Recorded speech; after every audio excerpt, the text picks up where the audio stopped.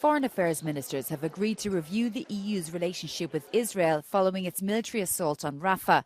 Ministers met in Brussels as Israel bombed the areas where families sheltered, despite a ruling by the International Court of Justice for Israel to immediately halt its military offensive in Rafah. They were joined by Arab partners Saudi Arabia, Jordan, Qatar, Egypt and the UAE.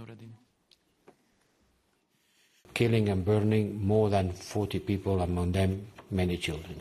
You can imagine how horrified we are, all of us, for these sad events. The ICJ is the highest court of the United Nations system. All members of the United Nations have the obligation to comply with these decisions. We at the European Union, we have been built from the ruins of the Second World War and been always a strong supporter of the International Court of Justice.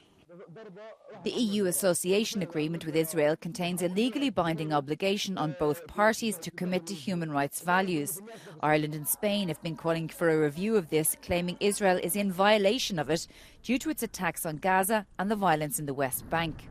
Irish, Spanish and Norwegian ministers of foreign affairs also met to reiterate their calls for other countries to follow them in recognising the state of Palestine, a move that has angered Israel, who says it's a reward for Hamas's terrorist attack on October 7th. Thank you. Yes, perfect. Right now we have extreme violence in Gaza. We have Israelis living in fear of terrorism and rocket attacks, and we have settler violence and the expansion of illegal settlements in the West Bank.